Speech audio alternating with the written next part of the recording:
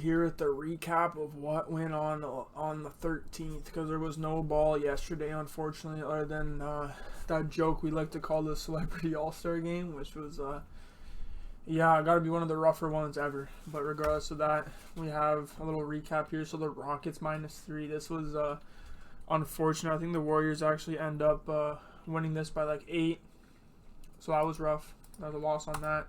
Pelicans +7.5. They actually end up covering the money line, so that was definitely good. Bam, he didn't even play, so that's a shame.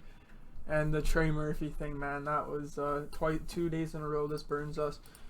Even though this game goes to OT, he only ends up with 27. He actually had like 11 assists, almost had a triple-double, but unfortunately he just doesn't get us enough points and boards, so he hooks us at 27.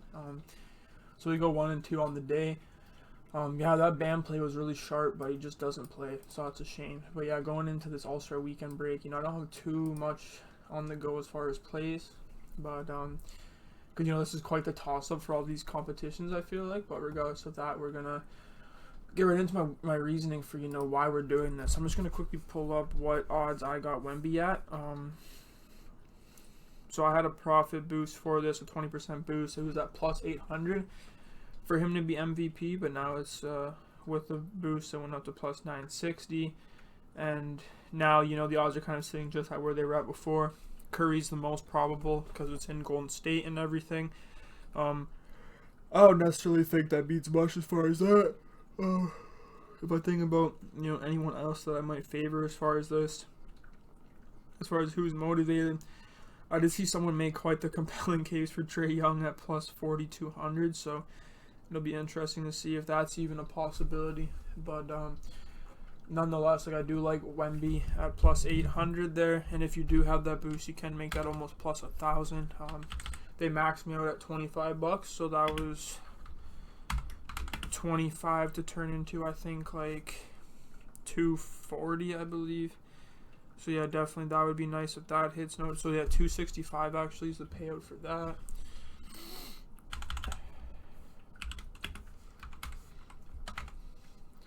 And then now the 3-point contest. I feel like this is a massive toss-up. Obviously Dame is coming off of 2 back-to-back wins. I took a look about who he faced in those, and like his first win he ever got was against what I feel is a pretty weak field. I don't know why it was that this was such a weak 3-pointing field here, but definitely Dame had to have been pretty strongly favored in that. Tyler Hero didn't even make it past the first round in this, and he's one of the more notable competitors in this year's. And then looking who he beat in his most recent win, I think that's a little bit more impressive. Like, Malik Beasley's a shooter. Tyrese, he can definitely shoot the ball. He's been falling off as of late. That's why he's not in this one. And Lauri Markkanen's alright. Donovan Mitchell and Cat, there's some pretty strong shooters. But, yeah, Dame did pull through on that. So I think this is definitely his most impressive win he's coming off of. But when we take a look at who he's competing against in this year's competition, he definitely gets his usage rate in Milwaukee, especially since Giannis has been injured for a little bit, so this number's a little bit inflated.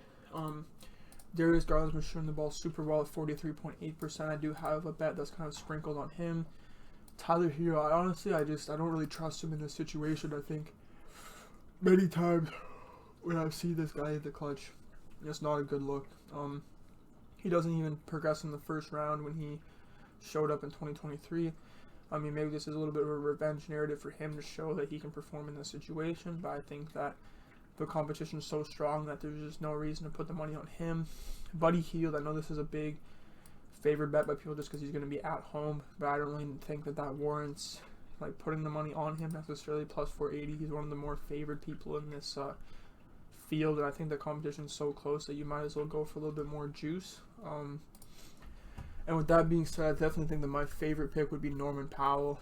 He's been lights out this year, shooting 42.9% on pretty much 8 3-pointers a game. And when I do take a look at his hit rate for hitting just 3 threes a game, which is impressive enough, he is going over this line in 71% on the season. So he has been shooting effectively well, and in the clutch time, he is always performing well, and that's something that I think about. When all the eyes are on you, a lot of these Clippers games are selling out, doing well, even though they aren't the greatest team. It's just they're in LA, it's a popular team, and he's not any stranger to having the eyes on him. And My really big value bet I have here is for Cam Johnson. Like, he's a lights out shooter, averages 41% on the year, and I think that, you know, with this being his first 3-point contest, we don't really know what to expect out of him. But at plus 900, and with that boost, you can get over plus 1,000. I do like this bet for sure. But yeah, I mean, who knows? Dame could just show up lights out and win this for a three-peat. But I don't know. I just don't trust it. At plus 280, I don't think there's enough juice there to want to do it. But personally, I did end up betting on Norman Powell to get this done for us. So we'll have to see kind of what happens from that. And then, yeah, the next thing is the dunk contest. So, I mean, there's not a lot of money to be made if you're betting on Mac McClung. I think it was like, last time I took a look at it,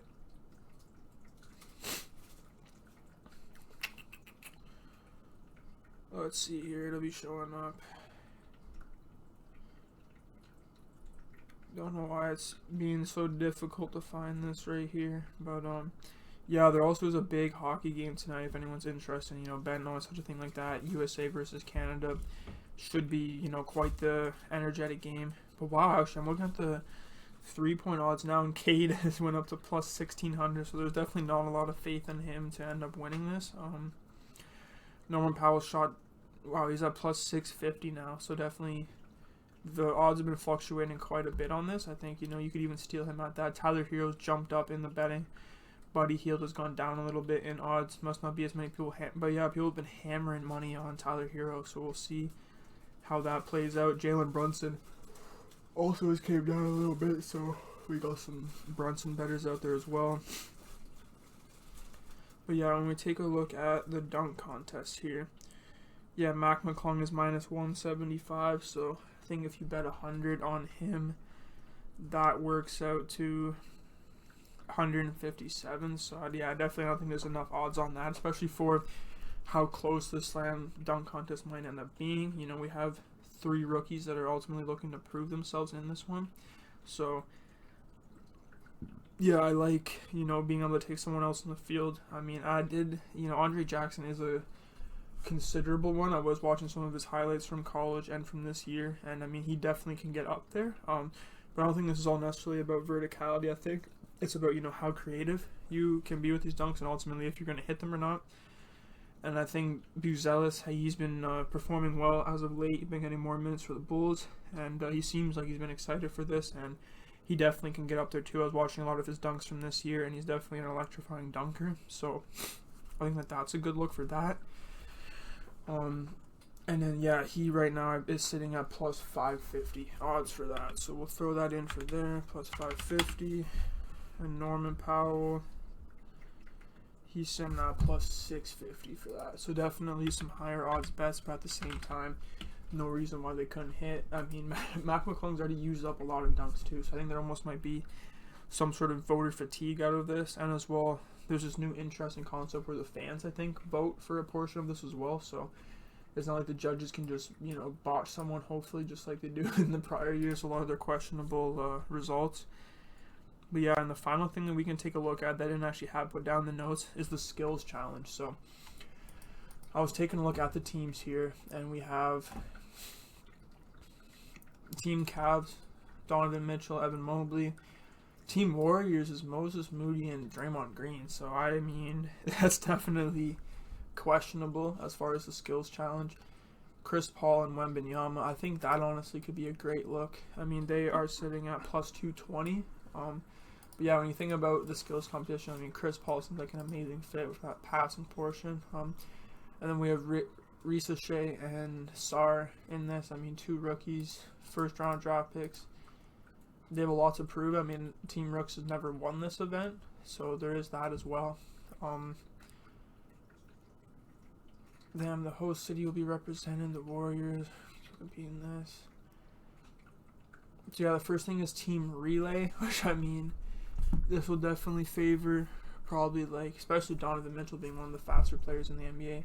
Team passing and team shooting. I mean, I think that the whole shooting thing is definitely a big toss-up with all of these players ultimately. I think maybe obviously Donovan Mitchell has a bit of an edge as far as that, but, you know, all it takes is 1 or 2 misses to be the difference between each team. And there's also a bit of dribbling, making a short passing lane, making a left corner three that really ends with the player dribbling to the opposite goal and making a basket. So yeah, I think this could be quite the time to be able to favor the Rooks. They're excited to be part of their first All-Star weekend. They have a lot to prove, so the energy's going to be there. And I feel they have just as much of a chance as anyone else ultimately. And I would definitely recommend not taking the Warriors. The Cavs definitely could win, but ultimately I think if you are looking for value, you're looking at Team Spurs.